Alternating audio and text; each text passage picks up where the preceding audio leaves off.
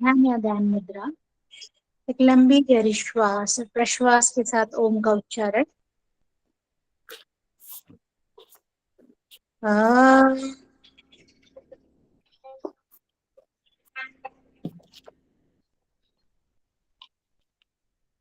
योगेन चित्तस्य पदेन वाचां मलौ शरीरस्य च वैद्यकेन योपाकरोत्तं प्रवरं मुनीनां पतञ्जलिं प्राञ्जलिरानतोऽस्मि। गुरुर्ब्रह्मा गुरुर्विष्णुर् गुरुर्देवो महेश्वरः गुरुः साक्षात् परब्रह्म तस्मै श्री गुरवे नमः। गुरवे नमः। गुरवे नमः। अपने इष्ट और गुरुदेव को प्रणाम करते हुए धीरे से अपनी आंखें खोलेंगे। हरिओम सभी को। चलिए हरिओम प्रणाम। तो हमने प्रथम अध्याय सफलतापूर्वक पढ़ चुके हैं, तो देखते हैं कितना सफलतापूर्वक पढ़े हैं। तो कुछ क्वेश्चंस मैं आप लोगों से पूछ लेता हूँ मोटा मोटी, फिर हम द्वितीय उपदेश पे चलेंगे। ठीक है, तो तैयार हैं आप लोग? ठीक है, सभी लोग टाइप करेंगे। बहुत बढ़िया, सभी लोग टाइप करेंगे प्रथम उपदेश में हमें क्या क्या पढ़ना है। विषय वस्तु प्रथम उपदेश का बताइए सबसे पहले, तो ताकि आपको एकदम तुरंत मेमोराइज हो जाए चीजें कि हमने क्या क्या पढ़ी है। सब लोग टाइप कीजिए, शॉर्ट में टाइप करना है, बहुत ज्यादा लॉन्ग मत कीजिए टाइप।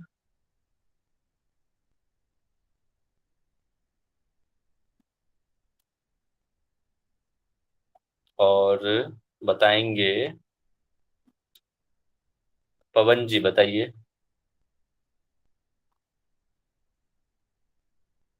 जी सर, हरिओम सर। हाँ, प्रथम अध्याय में ये हठ हठ योग प्रदीप्तम में हमने पढ़ना है। आज प्रथम अध्याय में आसन पढ़ना है, और फिर सेकंड में मुद्रा, तीसरा में प्राणायाम, और नहीं, चौथा में मैं सिर्फ प्रथम अध्याय में सिर्फ विषय वस्तु पूछ रहा हूँ। प्रथम अध्याय में क्या क्या पढ़ना है? आसन मित्र, बहुत बढ़िया पूजा जी। प्रोग्राम, ठीक है, बहुत बढ़िया। साक्षी जी, नेहा जी, सर बोलो ठीक सर। है, मोटा हेलो। ठीक है। अब आप बताइए 33 गुरु के नाम, पवन जी। जी सर। जी सर। 33 गुरुओं के नाम बताइए। हाँ जी सर।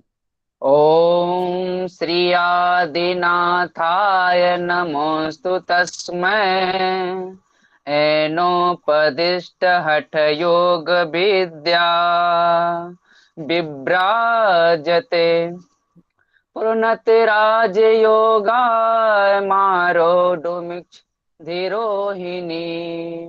ओम श्री आदिनाथ, ओम श्री मतेसेंद्र, सॉरी क्या भूल गए।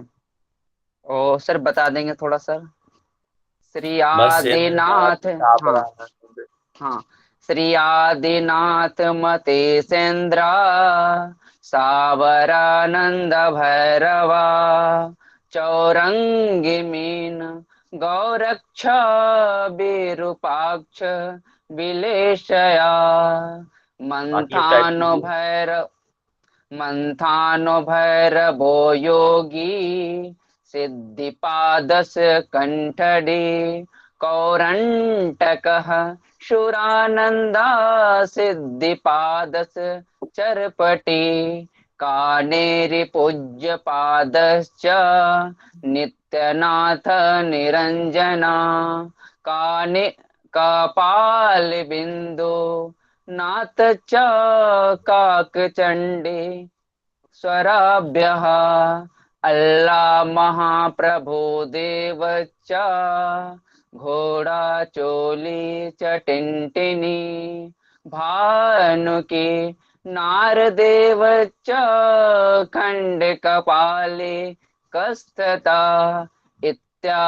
इत्यादयो महासिद्धा हठ योग प्रभावतः खंडित्वा कालदंडं ब्रह्मांडे विचरन्ति तिते खंडित्वा कालदंडं ब्रह्मांडे विचरन्ति ते।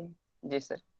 बहुत बढ़िया, बहुत बढ़िया, वेरी गुड। ऐसे आप लोग को याद होना चाहिए, ठीक है, ऐसे याद करना है।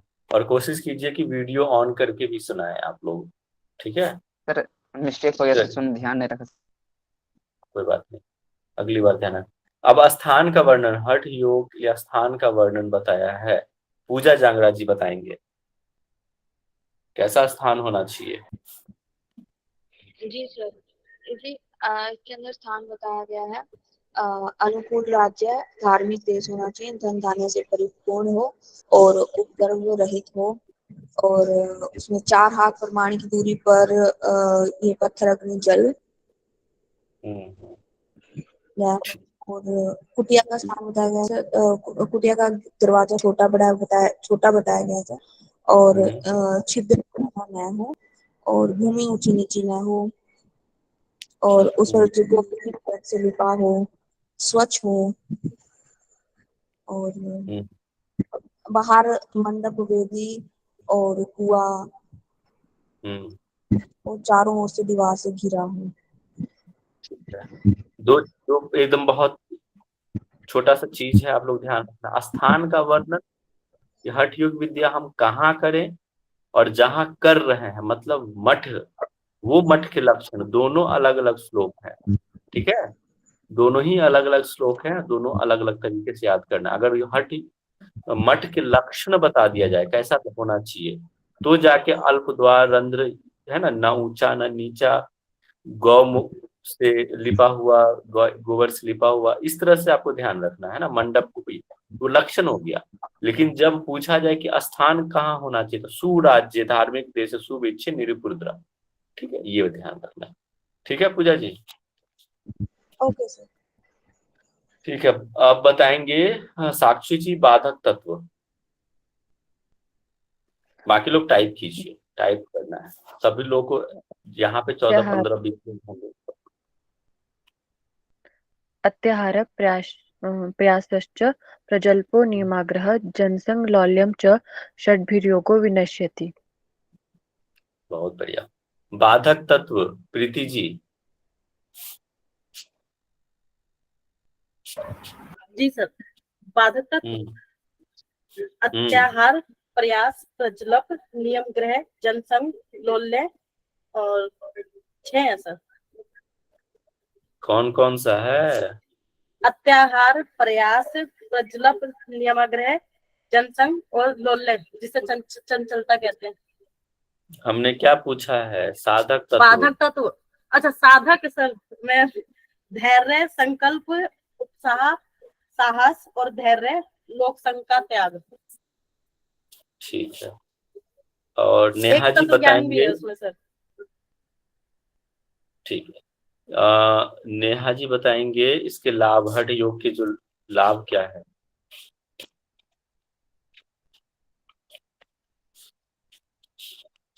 नेहा जी। हाँ जी हाँ जी। टाइप नहीं कोई करना है, चला जाऊंगा छोड़ के, मैं टाइप नहीं करेंगे तो। जी सर, लाभ सर किसका पूछा आपने? हठ योग के लाभ। हठ योग के लाभ क्या होता है हठ योग से? सर, ये आसनों के, सर मैं कंफ्यूज हो रही हूँ। इसमें क्या है ये? स्थैर्यम, आरोग्य, लाघवम। हाँ जी सर। ये सब याद रखना, ये सब इम्पोर्टेंट क्वेश्चन अभी जो मैं पूछ रहा हूँ ना, वेरी वेरी इंपोर्टेंट क्वेश्चन, वही चुन चुन के पूछ रहा हूँ आप लोगों से। सर ये तो आसन के लाभ है ना सर, हठ योग के कहाँ है? ये सर ये आसन के हैं। हठस्य प्रथमागत आसनम उच्यते। ठीक है, हठ योग की ही है, पहला अंग है, उस आसन से ये मिलता है। ठीक है, और इसके बाद आप बताएंगे कौन? राखी जी बताएंगे। वीडियो एक बार बोला था मैंने, वीडियो भी ऑन करके बता सकते हो, है ना। सीरीज में लगाइए राखी जी। ये जो कौन सा योग बताया गया हठ पर दीपिका में, कौन सा योग बताया, वो सीरीज से बताइए। राजयोग सर। मतलब क्या है सर, क्या पूछ रहे हो आप? मैं ये पूछ रहा हूँ हठ पर दीपिका के अनुसार कौन सा योग इसमें बताया गया है, और उसको सीरीज में लगाना है। हिंट भी दे दिया मैंने। योग है, आसन, प्राणायाम, मुद्रा और कुंभक एंड समाधि, नादानुसंधान। ठीक है।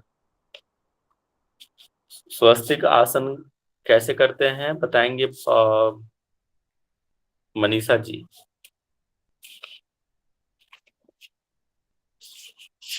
सर थोड़ा बाहर हूँ सर मैं, थोड़ा बाहर है, पूरा मुझे बाहर प्रॉपर है। याद भी नहीं आ रहा सर, पूरा बाहर हूँ, मुझे याद भी नहीं आ रहा है सर। चलो ठीक है, कौन बताएगा?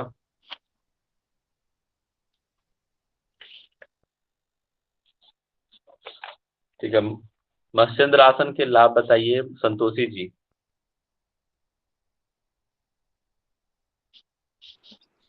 सर ये उदर को पतला करते हैं, प्राण सुषुम्ना में प्रवाहित होता है,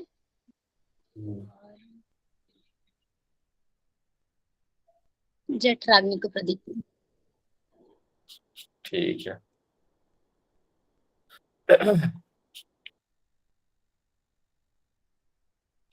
मत्स्येंद्र आसन का उदर को पतला करता है क्या? मुझे तो नहीं सर लग वो रहा। पशुपतानासन करता है सर, पशुपतानासन करता है। ध्यान रखिएगा। इसके बाद बताएंगे साक्षी जी बताएंगे। आप बताइए मयूर आसन के लाभ।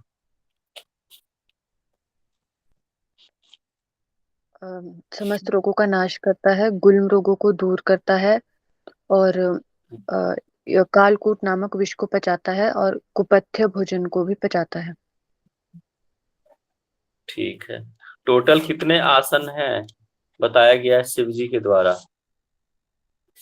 कृष्णवी जी बताएंगे। और फिर उसमें मुख्य कितने हैं, और उसमें भी प्रमुख कौन है?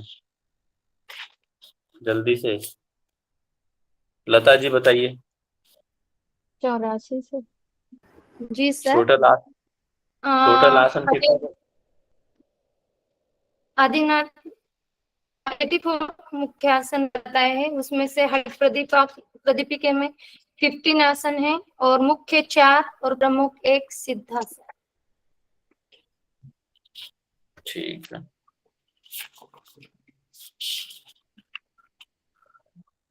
और 4 वो कौन से आसन बताया है प्रमुख मुख्य? चलो सिद्ध पद्म सिंह बताओ चलो क्या? ठीक है। हाँ आप ही से पूछा था, चलो कोई नहीं। इसके बाद एक लास्ट क्वेश्चन मैं आपसे पूछ लेता हूँ। पथ्य और अपथ्य आहार कौन बता पहले टाइप कीजिए और बताएंगे इसको। टाइप कीजिए सभी लोग। पुष्पा मुर्गट जी बताएंगे पथ्य आहार, पुष्पा जी, और संध्या संध्या जी बताएंगे अपथ्य आहार। सर मैं बाहर हूँ, यहाँ बहुत नॉइस है सर। ठीक है, ज्योति जी बताइए, कोई तो बताओ।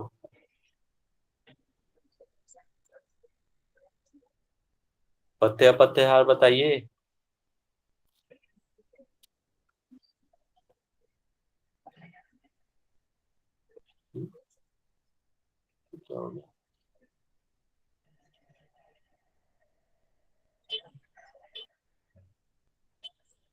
सर मैं बताऊं, श्लोक बताऊं सर? बताइए बताइए।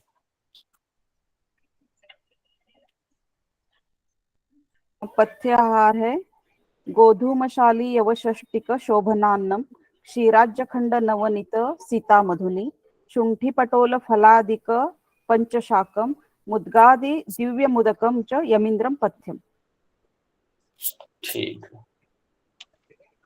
ठीक है, फिर हम आपसे बीच बीच में पूछते रहेंगे, नेक्स्ट कल होगा क्योंकि अभी टाइम हो रहा है, आगे भी पढ़ना है। चलिए,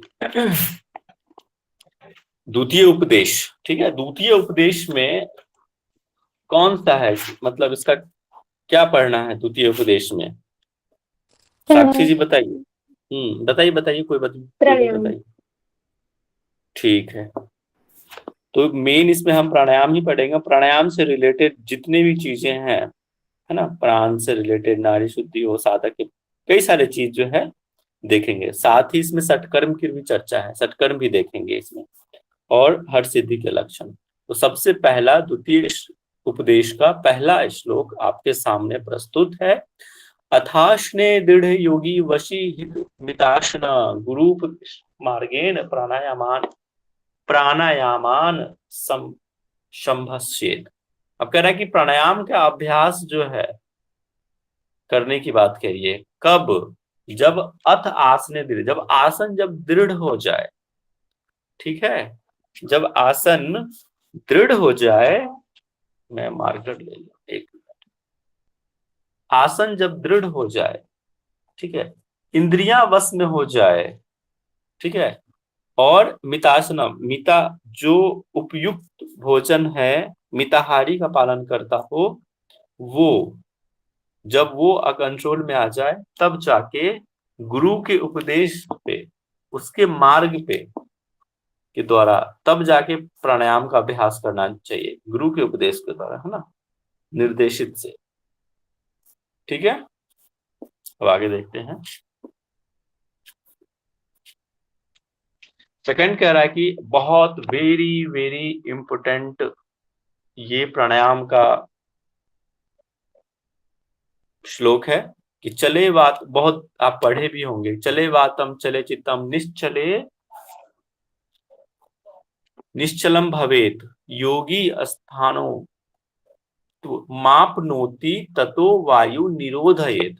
कह रहा है कि वायु के चलायमान से, चले वातम चले चित्तम, चित्त ये क्या होता है? अंतःकरण है हमारा, मन बुद्धि अहंकार सारे चित्त। चले वातम चले चित्तम, वात के चंचल होने से, वात के चलायमान होने से हमारा चित्त भी चलायमान हो जाता है, चंचल हो जाता है। निश्चले निश्चलम भवेत, और निश्चल होने से, स्थिर हो जाने से हमारा चित्त जो है स्थिर हो जाता है। योगी स्थानुत्व मापनोति ततो वायु निरोधये, और तब योगी जो है स्थिरता को प्राप्त होता है। ठीक है, तब जाके वायु का निरोध होता है। अतः आप जो है प्राणायाम का अभ्यास करें। तो ये याद रखना बहुत इंपॉर्टेंट है। ये श्लोक नंबर भी याद रखना है, दूसरे अध्याय का दूसरा श्लोक है। के बाद थर्ड, यावत वायु स्थितो देहे तावत जीवन मुच्यते मरणम तस्य निष्क्रिय क्रांति अस्ततो वायु निरोधे। कह रहा है कि जब तक शरीर में, है ना, यावत वायु स्थितो देहे, जब तक शरीर में वायु है, विद्यमान है, तब तक जीवन है। जब तक सांसें चल रही है तब तक भाई जीवन है। सांसें रुक जाएगा, जीवन नहीं है। ऐसा कोई है कि बिना सांस के जीवित हो? कोई भी नहीं। मरणम तस्य निष्क्रांति तो वायु निरोध है। और क्या है, शरीर से जब उसका निकल जाता है तो आदमी मृत्यु को प्राप्त हो जाता है। अतः इसीलिए कहता है कि वायु निरोध, वायु का मतलब प्राणायाम का अभ्यास करना चाहिए। नेक्स्ट, अब देखो, मलाकुलासु नाड़ेषु मारुतो नैव मध्य कथम स्यायुत उन्मनी भाव कार्य सीधी कथम भवेत। अगर मलाकुलासु नाड़ीषु, नाड़ी में अगर मल जमा हो, ठीक है, नाड़ी में जब मल जमा हो तो मारुतो नैव मध्य, यहाँ मारुत से यहाँ पे ना बताया गया है क्या, सुषुम्ना नाड़ी। मतलब मारुत मतलब वो होता है, मध्य का मतलब सुषुम्ना नाड़ी। मध्य में कौन सा नाड़ी है, सुषुम्ना नाड़ी है। ईरा पिंगला सुषुम्ना, है ना। वैसे तो हमारे शरीर में 72,000 नस नाड़ियां हैं, नाड़ियों का जिक्र है, खासकर हट प्रदीपिका में बताया 72,000, और आप शिव संहिता में जाएंगे तो 3.5 लाख। तो वहां पे कह रहा है कि जब नाड़ियों में मल, कोई कुछ कह रहा है, नाड़ी में जब मल जमा हो तब जो है सुषुम्ना में प्राण ऊर्जा नहीं प्रवेश करेगा। मारुतो नैव मध्य का कथम स्यायत उन्मनी भाव, ठीक है। फिर उन्मनी भाव कैसे उत्पन्न होगा, मतलब उन्मनी भाव कब होता है, समाधि की जो एक अवस्था होती है उसमें तब जाके उन्मनी भाव आता है। तो उन्मनी भाव नहीं आएगा, कार्य सिद्धि खत्म भवेत, और नहीं कार्य में सिद्धि मिलेगी, ठीक है। इसीलिए कहता है कि सबसे पहले प्राणायाम से पहले नाड़ी शुद्धि करनी चाहिए। शुद्धि मेति यदा सर्व नाड़ी चक्र मलाकुलम तदैव जायते योगी प्राण संग्रह क्षमा। अब कह रहा है कि मलो क्या, शुद्धि मेति यदा सर्वम। अब कह रहा है कि मलों से व्याप्त सभी नाड़ियां जब निर्मल हो जाती है, मलों से व्याप्त जब सभी नाड़ियां शुद्ध हो जाता है, शुद्ध मेति, तब तदैव जायते योगी प्राण संग्रह, तब जाके जो है योगियों के, साधक के प्राण नियंत्रण में आता है, उसको संग्रह होता है तब जाके। इसलिए कह रहा है कि पहले नाड़ी शुद्धि करके जो नाड़ी में मल जमा है उसको पहले बाहर निकाल दो, उसको शुद्ध कर लो, तब जाके योगी के प्राण संग्रह होते हैं। जब प्राण संग्रह होता है तो प्राणायाम करेंगे, है ना, तब जाके प्राणायाम करने की बात कही है। तो प्राणायामम ततः कुर्यात नित्यम सात्विकतया धिया। धिया मतलब क्या होता है, बुद्धि। गीता में आपने पढ़ा है कितने प्रकार की बुद्धि होती है, तामसिक, राजसिक, सात्विक। सात्विक बुद्धि जो अच्छे कर्म करता है, अच्छे सोच रखता है, अच्छी बुद्धि वाले सात्विक। तो कह रहा है कि प्राणायाम ततः कुर्यात नित्यम सात्विकतया धिया, सात्विक बुद्धि से, है ना, अच्छी बुद्धि से हमें प्राणायाम का अभ्यास करना है, नित्यम, हमेशा, रोज प्राणायाम का अभ्यास करना, नित्य अभ्यास करना। यथा सुषुम्ना नाड़ीस्था मला शुद्धि प्राणायाम। अब कह रहा तब जाके सुषुम्ना नाड़ी में जो मल जमा है वो शुद्ध होता है ना। सात्विकता के साथ आपको प्राणायाम का अभ्यास करना है। अब आता है, यहाँ पे आप लोगों को थोड़ा सा कंफ्यूजन हो सकता है कि बद्ध पद्मासनो योगी प्राणम, यहाँ विधि बता रहा है। किसकी विधि बता रहा है, नाड़ी शुद्धि की। योगी प्राणम चंद्रेण पुर्येत धारित्वा यथाशक्ति भूय सूर्येन रचेत। अब कह रहा है कि बद्ध पद्मासन में, आप अब सोचो कि सर बद्ध पद्मासन में है, ठीक है, तो कैसे हम चंद्र से पूरक, ये पूरक करेंगे, फिर सूर्य से रेचक करेंगे, है ना, हमें तो हाथ तो बंध गया। लेकिन जो बहुत सिद्ध योगी होते हैं ना, जो सिद्ध योगी होते हैं उनको हाथों की जरूरत नहीं, उनको नाड़ियों पे बहुत कंट्रोल होता है, ठीक है, तो वो इजिली कर सकते हैं। लेकिन यहाँ पे आपको बद्ध पद्मासन है, तो देखिए यहाँ पे कई सारे, जब आप पद्मासन पढ़ रहे हो वहां पे 2 विधि बताई थी, 2 या 3 विधि बताई थी। एक तो बद्ध करके दोनों हाथ को पीछे से लॉक करके करना है, और एक सिंपल करना है, दोनों हाथ को गोद में रख के। याद आ रहा है आपको, दोनों विधि बताई थी ना पद्मासन में। तो यहाँ पे आपको पद्मासन में ही लगाना है, सिंपल पद्मासन जो वो है, बिना बद्ध वाले नहीं लगाने की बात कह रहा है। और कैसे करना है कि चंद्र नाड़ी से, चंद्र नाड़ी बताओ कौन सा नाड़ी होता है, किस तरफ होता है, राइट या लेफ्ट?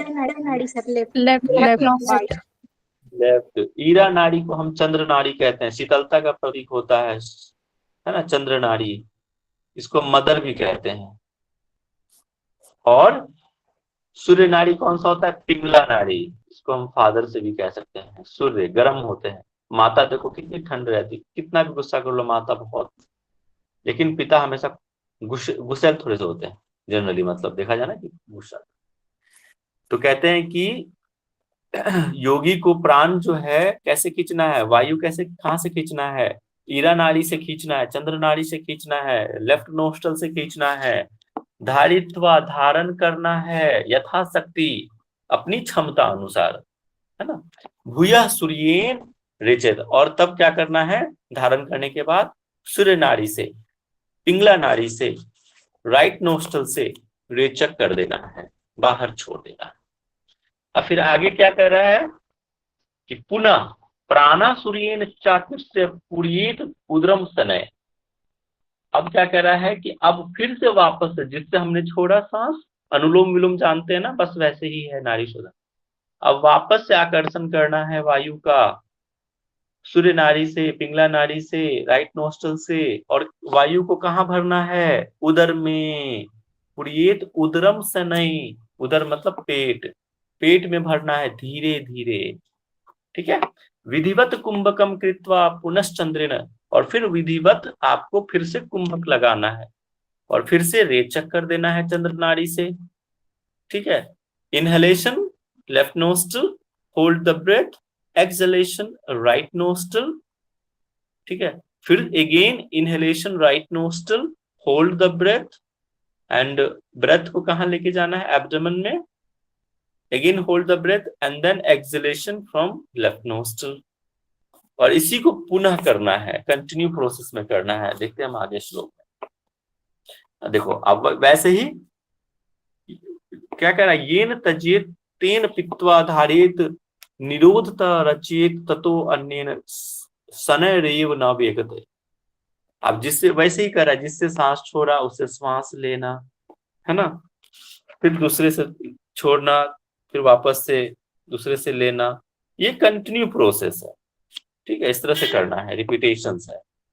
और कैसे करना है, न वेगता, ठीक है, वेग से नहीं करना, धीरे धीरे करने की बात कहते हैं, शनैरेव, है ना, धीरे धीरे लेना है।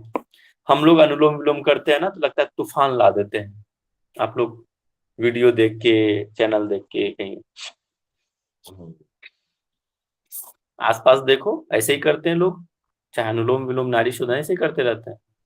तो वेग नहीं आना चाहिए, बिल्कुल धीरे धीरे, बिल्कुल आवाज नहीं आनी चाहिए, नॉइजलेस ब्रीदिंग, है ना, ये करना है। अब क्या कहना है, अब ये क्या कह रहा है आगे, एक मिनट पानी पी लूं। ऊपर से तो नहीं जा रहा, समझ में तो आ रहा है सबको? Yes sir. चलिए ठीक है, एक को ही समझ में आ रहा है। जी सर। चलो ठीक है, आई एम जस्ट किडिंग। ठीक है, समझ गए, सबको आ रहा है समझ में। हम आगे पढ़ते हैं। प्राणम चैद्या पिबेत नित्यम भू अन्या रेचयेत पित्वा पिंगलया समीरन्न मथो बधत्वा तैज द्वामया सूर्याचंद्रम सोर्णेन विधिना अभ्यासम सदा तन्वत, एक मिनट, हाँ, तन्वन्ताम शुद्धा नाड़ी गणा भवंती यामिना यमिनाम मास त्रयाद। बहुत इंपॉर्टेंट है यहाँ पे, इस श्लोक को आपको ध्यान से पढ़ना है, इसमें बहुत अच्छा चीज निकल गया। मास त्रया ऊर्ध्वधर्वत, क्या कह रहा है, 3 मास में कब होता है नाड़ी शुद्धि, ये पूछ दिया हुआ क्वेश्चन कि 3 मास से ऊपर, उससे नीचे नहीं, 3 मास से ऊपर नाड़ी शुद्धि भक्ति होता है, नाड़ी की शुद्धि हो जाती है, सिद्धि प्राप्त होती है। अब कैसे कर रहा है देखो, कि प्राण वायु को रेचक मतलब पीना है नित्यम, प्रतिदिन, है ना, रेचक करना है, किससे, ईरा नाड़ी से, इसके बाद पित्वा पिंगलया, और फिर क्या कह रहा है, पित्वा पिंगलया शमीरन मथो बद्ध्वा त्यजेत्वा, और फिर से कह रहा है कि दूसरी नारी से छोड़ देना है, पिंगला नारी से करना है क्या, रेचक कर देना है, छोड़ने के बाद तजेत दुनिया, बाहर निकाल देना, नीचे कर देना। और फिर कुंभक भी लगाने की बात कह रहा है, बद्धवा है ना, बांधना है, मतलब कुंभक लगाना है। ठीक है, सूर्यात चंद्र सुमरण विधि नाम सदा। और फिर से वापस से वैसे ही क्या करना है, बाएं से लेना, दाएं से छोड़ना, मतलब लगातार इसका अभ्यास, वैसे ही पहले जो हमने देखा सेम चीज वैसे ही यहाँ रिपीट किया हुआ है। लेकिन सबसे अंतिम वाला जो है ये इम्पोर्टेंट है, इसको आपको ध्यान में रखना है कि नारी शुद्धि कब जो है सिद्ध होगा, वो 3 मास से ऊपर नारी शुद्धि। ठीक है, क्लियर है, आगे बढ़ते हैं। लिख लेना, नोट कर लेना, बहुत इंपॉर्टेंट है। अब देखो ये भी इंपॉर्टेंट है, ये भी पूछा हुआ है।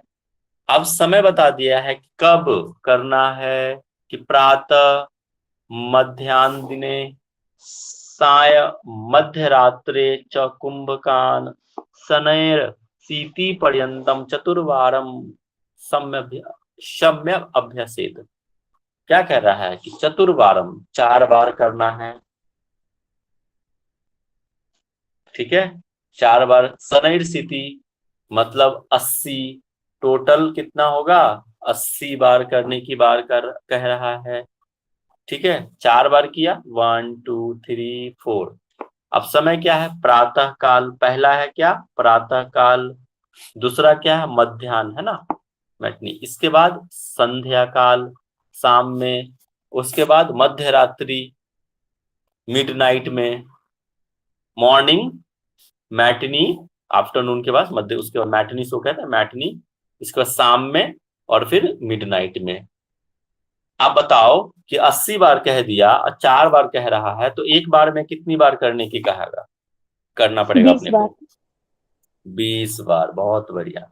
तो मॉर्निंग में 20 बार, मैटनी में 20 बार, और संध्या में 20 बार, और 20 बार मध्य रात्रि में, तब जाके ये 80 पूरेगा। तो ये इंपॉर्टेंट है, याद कर लेना इसको। क्लियर है, किसी को ऐसा है जो नहीं समझ में आया? अर्धरात्रि सर देखो। 12 बजे सर समथिंग। क्या कह रहे हैं पवन जी? अर्धरात्रि बोल रहे सर, समय क्या होना चाहिए लगभग? देखो मिडनाइट 12 समझ लो ना, साई मतलब 6, 2 बजे के आसपास, मध्याह्न दिन मतलब दिन के जस्ट वाला बाद, मैटनी वाले सो 2 बजे के आसपास, मॉर्निंग हो गया 6-7 बजे, 8 बजे। 6 घंटे का अंतराल कर लीजिए ना, 24 घंटे का है तो 6 चक 24, 6 घंटे का अंतराल मान लीजिए, उससे आप कर लो काउंट। ठीक है, जी सर। चलिए अब आगे देखते हैं। कनीयसी भवेत स्वेद कंपन, ये भी इम्पोर्टेंट है। यहाँ पे बता रहा है कि साधक की प्रकार बता रहे हैं, कितने प्रकार के साधक है। तो कंपो भवती मध्य उत्तमो स्थान मापनोति ततो वायु निबंधे। कनीयसी मतलब जो निम्न कोटि के जो साधक होते हैं, है ना, निम्न कोटि के जो साधक हैं, भविष्य पसीना आएगा उनको। जो मध्यम कोटि के जो साधक हैं उनको क्या आएगा, कंपन होगा बॉडी में। उत्तम कोटि के जो साधक हैं वो क्या होगा, अपने स्थान से उठ जाएंगे ऊपर की तरफ, तत्व वायु निबंधित, है ना। और उसमें क्या होगा, प्राण ऊर्जा का फ्लो होगा। यहाँ पे कहा है, क्या कहा है इसके अर्थ में, देखो तत्व वायु निबंधित, क्या बोला है कि ब्रह्म, यहाँ पे ना प्राण को ब्रह्म तत्व वायु बने, 2 बात कही है इसमें, किया तो प्राण ब्रह्म रंध्र में पहुंचता है, ठीक है, और दूसरा कि प्राणायाम द्वारा वायु का निरोध करे। या तो देखो ऐसे समझना, प्राण ब्रह्म रंध्र में पहुंचा, या फिर अपने स्थान से ऊपर की तरफ उठने का अनुभव होना, वायु प्राण ऊर्जा निबंध हो जाता। ठीक है, तो आप यही समझो, प्राण जो है ब्रह्म रंध्र में पहुंचता, ऊपर की तरफ उठता है, सुषुम्ना की तरफ प्रवेश करता है। मतलब आपके चक्र जो, देखो क्या होता है, आपने कुंडलिनी वाला या चक्र का कॉन्सेप्ट समझा होगा। देखो बीच ऐसे है स्पाइन, और ऐसे नाड़ी ऐसे ऊपर की तरफ ऐसे ऊपर उठता है, और एक कैसे है, इस तरह से ईरा और पिंगला। जब ये बैलेंस हो जाता है ना, उत्तम कोटि के साधक क्या होता है, जब नाड़ी को शुद्ध कर लिया पूरी अच्छे से, नाड़ियां शुद्ध हो गई, जब बैलेंस हो गया ईरा पिंगला, तो क्या होता है, बैलेंस होने के बाद ये बीच में जो सुषुम्ना नाड़ी है वहां पे जाके ये प्राण ऊपर की तरफ उठता है, ब्रह्मरंध्र की तरफ जाता है ना, वही कह रहा है।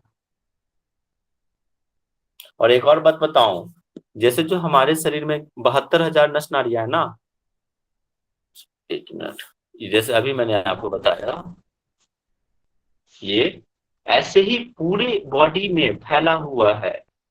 जैसे कि आपने देखा होगा, जैसे ये बॉडी हमारा है वो मैग्नेट है, तो नॉर्थ पोल और साउथ पोल होता है ना, तो कैसे एनर्जी इस तरह से जाता है, आपने अगर 10th में पढ़ा होगा मैग्नेटिक फील्ड, ऐसे कैसे आपने देखा होगा कि ये इस तरह से नॉर्थ से साउथ की तरफ बढ़ते रहता है, मैग्नेटिक फील्ड क्रिएट होता है और ये फैलता है बाहर की तरफ। वैसे हमारा बॉडी में है ऑरा, जो आप देखते हैं, एक जैसे दीपक से समझो, दीपक क्या होता है, प्रकाश को फैलाता है, उसमें 3-4 लेयर्स होते हैं दीपक के लॉ में। एक तो डार्क होता है, उससे येलोइश होता है, फिर रेडनेस, इस तरह से येलोइश करके फैलता है। वैसे जब प्राण ऊर्जा हमारा फैलता है तो पूरे हमारा ऑरा क्रिएट होता है बाहरी तरफ भी। तो हमारा स्थूल शरीर से सूक्ष्म शरीर और सूक्ष्म से कारण शरीर की तरफ बढ़ना शुरू हो जाता है हमारा ऑरा, ठीक है, ये चारों तरफ। तभी तो कहते हैं, और जिसका ऑरा बहुत ज्यादा रहता है, प्राण ऊर्जा जिसकी सबसे ज्यादा रहेगी, ठीक है, वो समझो कि उसके पास बैठने मात्र से हम प्रभावित हो जाते हैं, उसके ऑरा में आते ही। और जो नीच लोग हैं, बहुत घटिया लोग हैं, उसका ऑरा बहुत कम रहता है, जिसकी नाड़ियों में मल जमा है, ठीक है, उसका ऑरा बहुत कम रहेगा, अंदर की तरफ जाता है।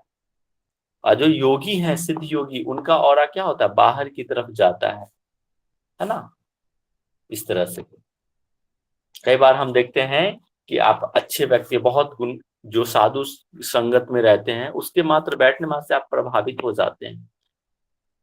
और जो नीच लोग हैं, घटिया लोग हैं, आप हमेशा चाहते हैं उसे दूरी बनाना, दूर भागते हैं, उसकी निगेटिव एनर्जी आपको दूर लेके जाता है। और किसी का पॉजिटिव एनर्जी है, वो आपको अपनी तरफ आकर्षित करता है, ठीक है। तो समझ गया प्राण ऊर्जा का ये चीजें हम आगे देखेंगे। अब आता है 13 नंबर, जलेन श्रम जातीन गात्र मर्दन माचरेत। अब क्या कह रहा है, देखो ये भी इंपॉर्टेंट है, दृढ़ता लघुता चैव त्रेन गात्र जायते।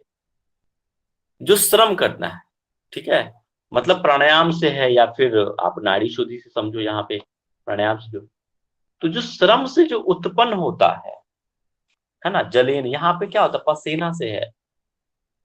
जब श्रम करने, श्रम जातीन जलेन, श्रम के करने से जो जल उत्पन्न होता है, पसीना उत्पन्न होता है, उस पसीने को गात मर्दन माचरे, पूरे शरीर में मर्दन करना है, ठीक है, दबाना है, मतलब पसीने जाना है, मालिश करते ना वैसे। इससे क्या होगा, दृढ़ता लघुता चैव, दृढ़ता आएगी बॉडी में, हल्कापन आएगा, और 3 गात्र जायते, और फिर स्फूर्ति भी आएगी। ये सारी चीज कहा गया है ना, तो याद, क्लियर है, चलो ठीक है। अभ्यास काले प्रथमम, अब ये बता रहा है कि सबसे पहले क्या करना है, अभ्यास से पहले और अभ्यास के बाद क्या करने की बात।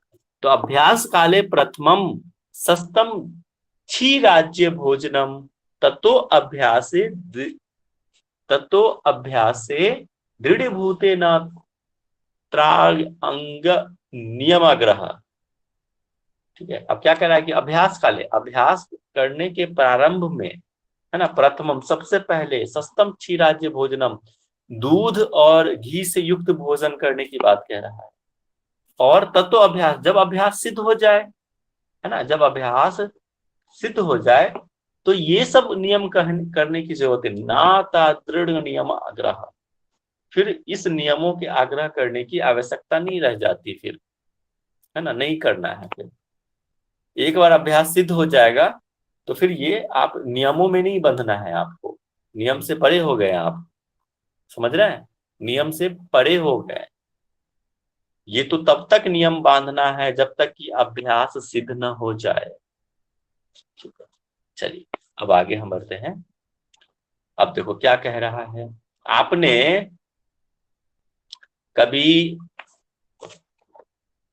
हाथी, कुछ भी हो, हाथी या घोड़ा, कुत्ता, बिल्ली, कुछ भी, या घर में भी देख लो कुत्ता है, बाहर के कुत्ते को बोलते हो सुनता है? नहीं सुनता है। लेकिन घर के कुत्ते को बोलो पालते हो, तुरंत सुनता है बात, चाहे वो रिंग में शेर क्यों ना हो, बाघ क्यों ना हो। ठीक है, अगर आप उसको वश में कर लिए, जैसे कहोगे बैठो तो बैठेगा, खड़ा हो तो खड़ा। वैसे ही यहाँ पे कह रहा है, जब ये सब, क्या हुआ? हेलो, हाँ जी बोलिए, अंतिम में पूछ लेना, ठीक है। चलिए अब कह रहा है, यथा सिंहो गजो व्याघ्रो भवेत दृश्य शनै शनै तथैव सेवितो वायु रण्यथा हंति साधकम। जैसे, यथा जैसे, सिंह, गज हाथी, व्याघ्र बाघ, भवेत दृश्य शनै शनै धीरे धीरे वश में आ जाता है। कैसे वश में? ऐसी थोड़ी वश में आ जाएगा, उसको हम वश में करते हैं, उसको ट्रेंड करते हैं, चाहे बचपन से हो, है ना, छोटा सा लेके आते हैं उसको, ट्रेंड करते हैं, पालते हैं, तब जाके होता है। जंगल में जाओ रिंग लेकर, आप ही नहीं बचोगे, ठीक है, तो उसको ट्रेंड किया जाता है। वैसे ही इस प्राणायाम का ये बता रहा है, प्राणायाम वायु को धीरे धीरे वश में करने की बात कह रहा है। जैसे सिंह गज व्याघ्र को वश में किया जाता है, तथैव सेवितो वायु रंध्या, ठीक है, तब जाके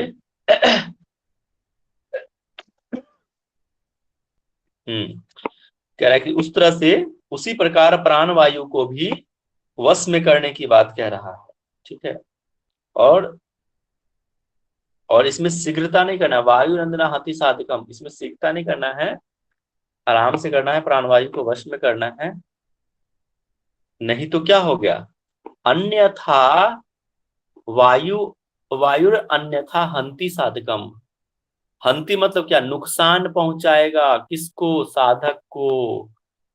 तो पहले प्राण को वश में करो, नहीं तो साधक को नुकसान पहुंचाएगा। वश में करने की बात करें कैसे, सिंह गर्जन, ये सीरीज में याद कर लेना, ये पूछ देगा कि किसके समान प्राण वायु को वश में करने की बात कही गई है हठ पर दीपिका में। तो सिंह गज व्याघ्र, ये याद रखना, इंपॉर्टेंट है। अब हम आगे देखते हैं। प्राणायामेन युक्तेन सर्व, ये देखो लाभ बता दिया है ना, प्राणायाम के क्या लाभ है। प्राणायाम मतलब यहाँ पे प्राणायाम से भी है और नाड़ी शुद्धि से भी है, दोनों के ही ये लाभ। तो प्राणायामेन युक्तेन सर्व रोग क्षयो भवेत, अयुक्ता अभ्यास योगेन सर्व रोग समुद्भव। प्राणायाम के अभ्यास से, है ना, क्या होगा, युक्तेन सर्व रोग क्षय, सारे रोग का क्षय। याद कर लेना कि कैसे होता है सर्व रोग क्षय। अयुक्ता अभ्यास योगेन, और अभ्यास नहीं करने से, अयुक्ता अभ्यास मतलब गलत तरीके से अभ्यास, अभ्यास करने से नहीं, गलत अयुक्त रूप से। इसलिए तो कहते हैं कि योग का अभ्यास करो तो सबसे पहले योग के प्रशिक्षक, योग प्रशिक्षक के मार्गदर्शन में ही योग का अभ्यास करना चाहिए। ऐसे किसी केन प्रकार से योग की विद्या नहीं लेनी चाहिए, नहीं तो आपकी ही हानि होगी। तो युक्त अभ्यास करना है ना, अच्छे से अभ्यास करना है, न कि अयुक्त। तो अयुक्त अभ्यास योगेन सर्व रोग, अगर आप गलत तरीके से अभ्यास करोगे तो सारे रोग उत्पन्न हो जाएंगे। सर्व रोग समुद्भव, सभी रोग, गलत अभ्यास से सभी रोगों का उद्भव हो जाएगा। एक रोग आएगा दूसरे रोग को भी लेके आएगा। ठीक है, आगे बढ़ते हैं। अब देखो क्या क्या आएगा, कौन कौन सा रोग प्रकोपित होगा। अब देखो यहाँ बता दिया है, सीरीज में याद कर लेना इसको कि हिक्का श्वासश्च कासश्च सिर कर्णाक्षि वेदना भवंती विधि विविधा रोगा पवनस्य प्रकोप। अब पवन के प्रकोप से मतलब क्या, प्राण ऊर्जा जो भी है वो उसके प्रकोप से, प्राण के प्रकोप से जब प्रकोपित हो जाता है प्राण वायु, तब क्या आएगा, हिक्का हिचकी, श्वासश्च मतलब ये क्या बोलते हैं, दमा या उसको अस्थमा, ठीक है, कासस से खांसी, सिर, कान, छी मतलब आंख के रोग, ईएनटी, सिर, कान, आंख के वेदना मतलब उसके रोग उत्पन्न होंगे, भवंती विविधा, और जैसे इस प्रकार के रोग पवन के प्रकोपित होने से होगा। ठीक है, तो याद कर लेना, हिक्का श्वासश्च कासश्च सिर कर्ण छी वेदना। आगे देखते हैं, आप लोग समझ में तो आ रहा है ना, ऐसा कोई है जो जिनको समझ में नहीं आ रहा, बहुत ऊपर से जा रहा है, नोट्स बना रहे हैं आप लोग? आ रहा है सर, हाँ जी। ओके, नाउ नेक्स्ट, युक्तम युक्तम त्यजेत वायुम, युक्तम युक्तम च पूर्येत, युक्तम युक्तम च बंधनियाद देवम सिद्धि मापुनियात। अब क्या कह रहा है इसमें कि साधक को, है ना, युक्तम युक्तम से तेज वायुम युक्तम युक्तम, अब क्या कह रहा है इसमें कि आपको साधक को अच्छे से इनहेल करना है और अच्छे से एक्सहेलेशन करना है, अच्छे से उचित रीति रिवाज से, है ना, अच्छे तरीके से, गलत तरीके से नहीं। ध्यान आपका श्वास पे ही टिका के रख के श्वास खींचना, श्वास लेना, ये उचित रूप से करने की बात कह रहा है। जब आप उचित रूप से करेंगे तभी जाके प्राण आपकी सिद्धि होगी, प्राण, है ना, तब जाके कुंभक लगेगा।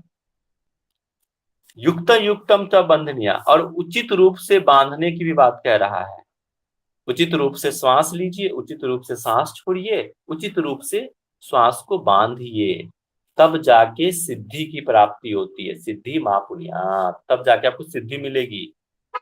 ओके, नाउ नेक्स्ट, यदा तू नाड़ी शुद्धि स्याद तदा, एक मिनट, चिह्नानि बाहत कायस्य कृष्णता कांति अस्तता जायेत निश्चितम। कह रहा है कि जब नारी, यदा तू नारी शुद्धि, जब नारी शुद्ध हो जाता है तब चिन्हानि बाहत, ठीक है, कई प्रकार के यहाँ पे लक्षण बता रहा है ना, आप याद रखना कि नारी शुद्धि का लक्षण क्या है। तो कई प्रकार के चिन्ह जो हैं उत्पन्न होने लग जाएगा। क्या क्या होगा, कायस्य कृष्णता, आपकी काया मतलब शरीर पतला होने लग जाएगा, कृष्णता, है ना, कांति, और शरीर में कांति आने लग जाएगी, है ना, कांतिमान होने लग जाएगा, जायता निश्चितम, और ये निश्चित रूप से ऐसा होगा। ठीक है, नारी शुद्धि होने से ये चीज का कई प्रकार के बाह्य लक्षण दिखाई देगा, शरीर पतला हो जाएगा, कांतिमय हो जाएगा। ठीक है, ये चीजें बता रहा है। यथेष्ट, ये याद कर लेना, है ना, इंपोर्टेंट है कि क्या होगा, लक्षण बताए गए हैं। यथेष्ट धारणम वायुर नलस्य प्रदीपनम। अब देखो आगे बता रहा है क्या होगा कि नादाभिव्यक्ति आरोग्यम जायते नाड़ी शुद्ध, नाड़ी की शुद्धि होने से ये लाभ बता दिया। फिर से देखो क्या होगा, नाड़ी शोधनाथ, नाड़ी की शुद्धि हो जाने से क्या होगा, यथस्थ धारणम, यथस्थ धारणम मतलब अपनी इच्छा अनुसार आप अपने श्वास को रोक सकते हैं, है ना, रोका जा सकता है आपके साधक की इच्छा अनुसार।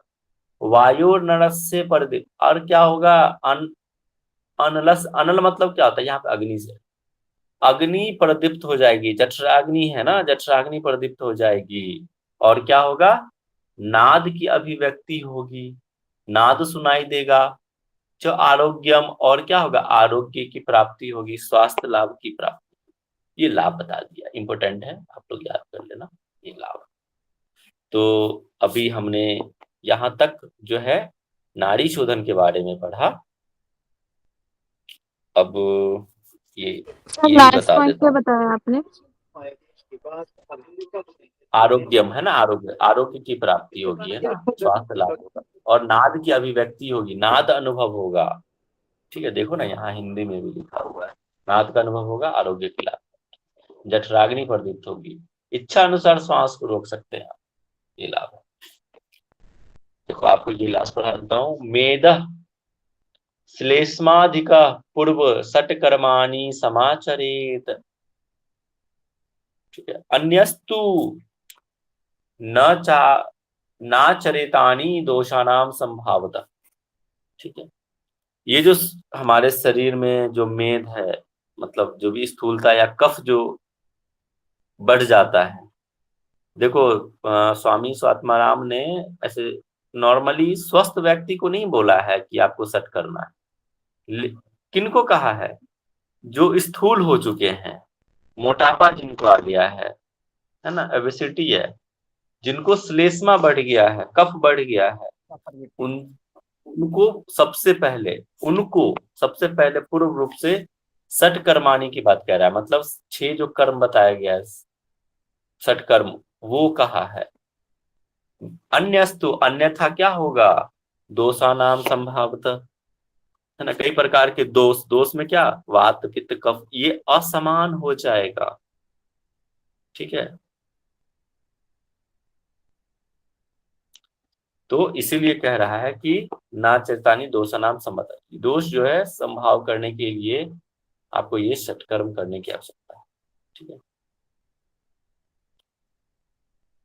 अब इसमें देखो क्या कह रहा है? अन्यस्तु ना चेतानी दोषानाम संभावतः, जिसके दोष समान है उनको करने की आवश्यकता नहीं, ये कह रहा है लास्ट में। अन्यस्तु नाचरतानी दोषानाम संभावतः, जिनके दोष समान हैं उनको ये सटकर्म करने की आवश्यकता नहीं है। ठीक है, स्वात्माराम जी कह रहे हैं, वही कह रहा हूं मैं। अभी मैंने क्या कहा कि जो स्वस्थ व्यक्ति है, जिसके दोष समान है, मतलब स्वस्थ है, उसको करने की आवश्यकता नहीं है। ठीक है, जिसके दोष असमान हो गया, मतलब क्या? कफ बढ़ गया है, स्थूलता आ गई है, मेद बढ़ गया है, उसको सबसे पहले सटकर्म करने की आवश्यकता है, ये चीज कहा है।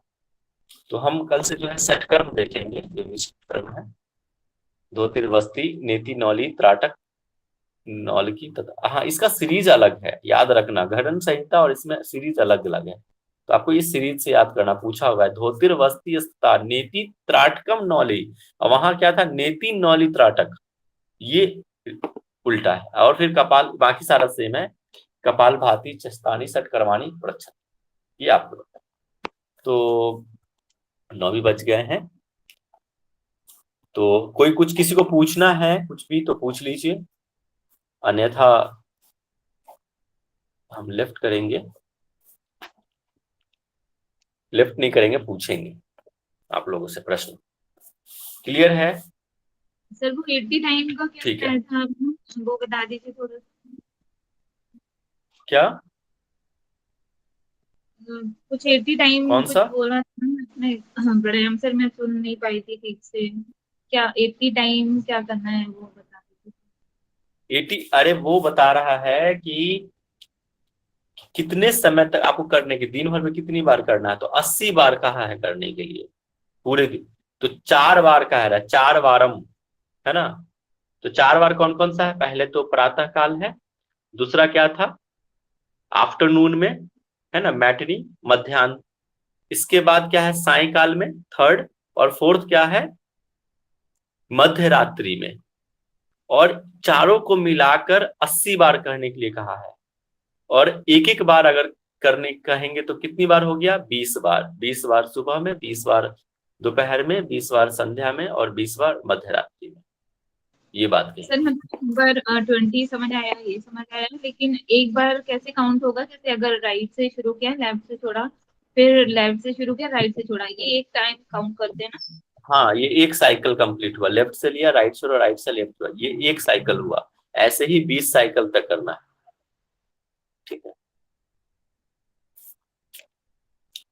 चलिए अब मैं प्रश्न पूछता हूँ आप लोगों से।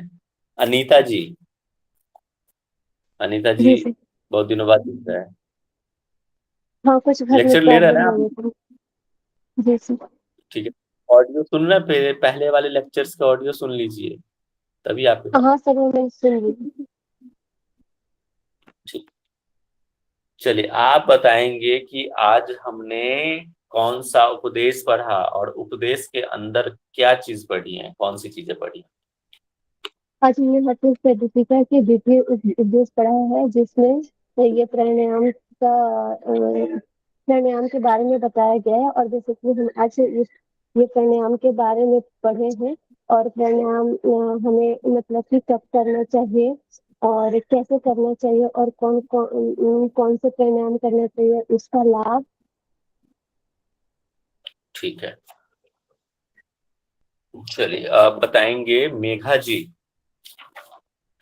माइक जी अनम्यूट सर। कीजिए और बताएंगे आप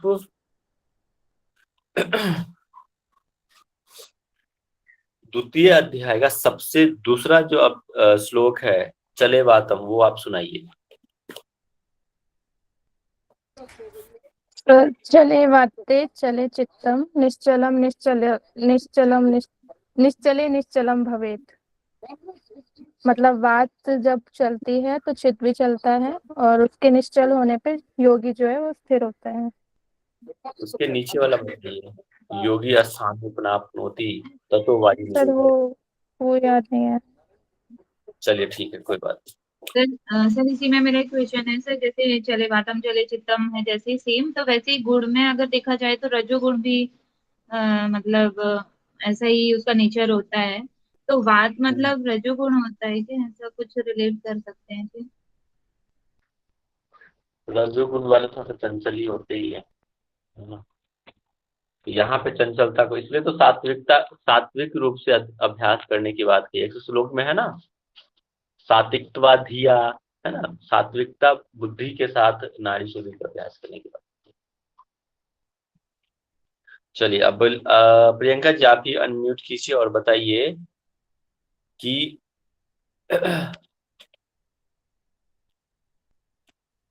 आप बताएंगे, विधि बताइए, नाड़ी शुद्धि की जो विधि है वो बताएंगे कैसे करना। सर लेफ्ट नॉस्ट्रिल से लेना है या इनहेल करना है, पूरा करना है, फिर लेफ्ट से छोड़ना है, फिर लेफ्ट से वापस लेना है, और सॉरी एक सेकेंड, लेफ्ट से लेना है, फिर उसके बाद राइट से छोड़ना है, फिर राइट से लेंगे, फिर लेफ्ट से छोड़ेंगे। ऐसा मतलब 20 टाइम्स करना है, 4 बार, मतलब टोटल 80 डेज। ठीक है ठीक है, ये सब ब्लंडर मिस्टेक मत कीजिए, आपसे ऐसी उम्मीद नहीं है। नहीं नहीं सर, सॉरी, वो मैं खाना बनाते बनाते कर रही हूँ सर, इसलिए। ठीक है, पूजा जी बताएंगे कि कौन से आसन में नाड़ी शोधन करना है। श्लोक में क्या लिखा हुआ है वो बताइए। आसन में सर, क्या? बद्ध पद्मासन सर। ठीक है, बहुत बढ़िया। इसके बाद कह रहे हैं कि जब ये बताएंगे, साक्षी जी बताएंगे, ठीक है। जब मल शुद्ध हो जाता है नाड़ी की, तब प्राण वायु कहाँ प्रवाहित होता है? सुषुम्ना में।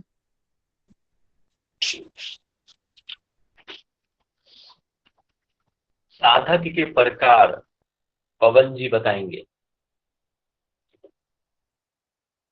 सर साधक प्रकार 3 प्रकार है सर। निम्न साधक, मध्यम और उत्तम। निम्न का पसीना आता है, मध्यम में कंपन और उत्तम में अपने शरीर से ऊपर उठना शुरू हो जाता है सर। ठीक है, वायु कहाँ? ब्रह्मरंध्र की तरफ, प्राण कहाँ? ब्रह्मरंध्र की तरफ प्रवेश करना शुरू होता है। ठीक है, नाड़ी शुद्धि कब कब करने की बात कही है और कितनी बार करने की बात कही है, इसका जवाब देंगे। बाकी लोग टाइप कीजिए। नेहा जी बताएंगे।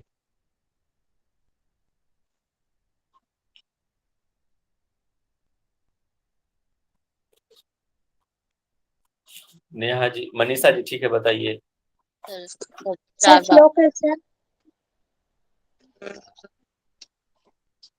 कौन कौन से 4 प्रहर, कौन कौन सा? प्रातः, मध्याह्न, सायकाल और अर्धरात्रि 80 टाइम्स। ठीक। और सर वो मेष शेषमादि पूर्व षट, अच्छा षटकर्म का है वो कब करें? ठीक। और नेक्स्ट बताएंगे, लता जी बताएंगे कि जब नारी को वश में किया जाता है तो किसकी उपमा दी गई है ना?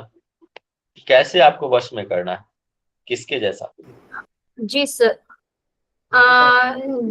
जैसे हम सिंह, हाथी और बाघ को धीरे धीरे वश में करते हैं, वैसे ही हमें प्राणायाम में धीरे धीरे वायु को वश में करना है, अन्यथा इससे साधक को नुकसान हो जाएगा।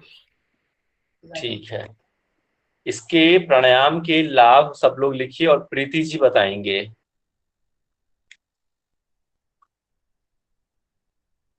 प्रीति जी। जी सर। प्राणायाम के सर लाभ बताइए। इसके अभ्यास से शरीर का सर्व रोग क्षय हो जाता है, और जो गलत मतलब अभ्यास करते हैं उसका अयुक्त रूप से अभ्यास करेंगे तो सर्व रोग मतलब उद्भव हो जाते हैं। ठीक, बहुत बढ़िया। संतोषी वर्मा जी, आप बताएंगे कि जब प्रकोपित होता है पवन तो कौन कौन से रोग होते हैं? हिचकी आती है, हिचकी का प्रॉब्लम है, दमा, खांसी आएगा और सिर, कान, आंख में पेन होगा। ठीक है, बहुत बढ़िया। नारी शुद्धि के लक्षण सभी लोग टाइप कीजिए और बताएंगे। पूनम वानखेड़े,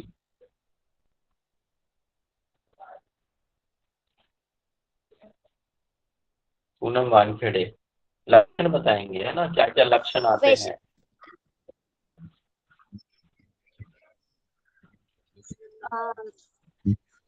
किससे सर? नाड़ी शुद्धि से। हाँ जी, नारी शुद्धि। बताइए बताइए, जल्दी से बताइए।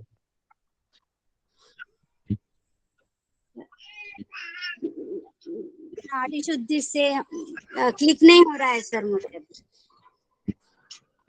याद नहीं आ रहा, चलिए याद दिलाइए। गौरी सिंह जी याद दिलाइए थोड़ा सा। जी sir. Sir body becomes thin and glow, मतलब कि पतला हो जाता है और ग्लो आता है चेहरे पर, और वो अपने मतलब हाँ जी।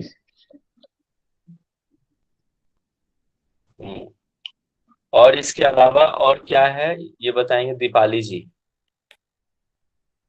लाभ इसके अलावा बताया है सर,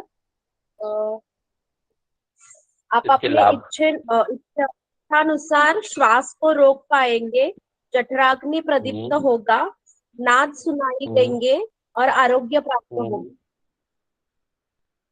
ठीक है, चलिए आप शांति पाठ करा दीजिए।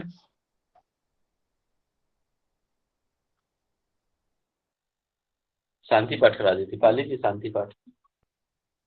जी सर। कमर गर्दन सीधी, हाथों की ज्ञान मुद्रा, एक लंबा गहरा श्वास लीजिए। ओम सहनावतु सहनौ भुनक्तु सह वीर्यं करवावहै तेजस्विनावधितमस्तु मा विद्विषावहै। ओम शांति शांति शांति।